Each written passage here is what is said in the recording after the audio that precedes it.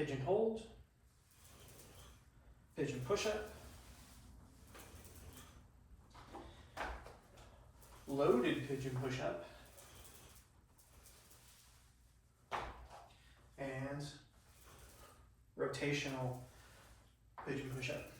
So all of these variations essentially do the same thing, which is get into the deepest regions of my outer hip. Now, one of the reasons why I like this movement so much is because it's kind of hard to mess up. So let's start with the hold. You're gonna need an incline bench. Let's forget about the weights for a moment. And part of that is to protect the knee. Now, you certainly could do this flat, there's nothing wrong with this, but this is part of the elegance of this movement being really precise and easy to jump into. So if you have a flat bench, use the flat bench, that's totally fine. But ideally, I like to get up a click or two.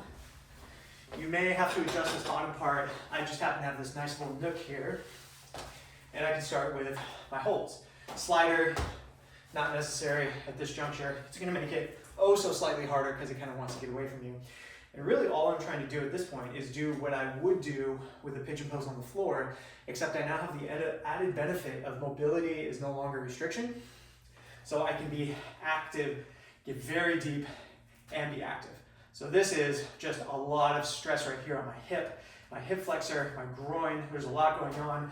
Whereas the static stretch on the floor, you get the stretch, but unless you have really exceptional mobility, it's very difficult to be active in that space. You get confined by the floor itself, mobility, etc. So it starts with a hold. In your program notes, it might say 30-second hold, 40-second hold, whatever. You stay there, and then you flip to the other side and get the other leg. When I start working with the motion, it really just turns this same piece into a lever. So I'm quite literally just going like this in terms of my swing thought.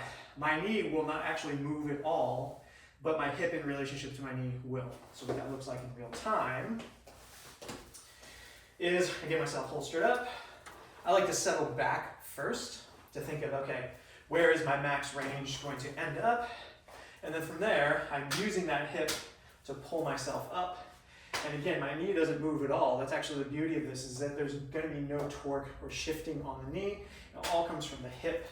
My knee is now just a post that I can push against. I will also get some stimulus across that back hip flexor, so I'm trying to keep my leg as straight as possible.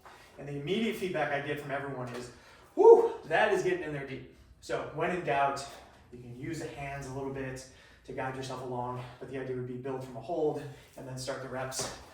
And then from there, you can grab dumbbells. Nothing really changes. You're gonna be thinking of using those dumbbells to sink in a little bit deeper, a little bit longer. And then the final rotational component is once you get really, really confident with this, you can start to fold that end range and move that hip a little more aggressively. So whereas in the weighted version or the bodyweight version, I'm thinking kind of down and back generally to pull my hips apart. In the rotational version, I'm thinking of trying to close down that hip, get my belly button, and really get into the deep recesses of more and more and more leverage across that hip, and then from that deep space, pulling back out and getting tall. In general, once you hop in here, it's going to be very straightforward what you're getting after, and it's really just a matter of being patient, being controlled, not jumping into too much weight too quickly, and just allowing your hips to adapt. Fantastic movement. I love this one. Settle in, be patient.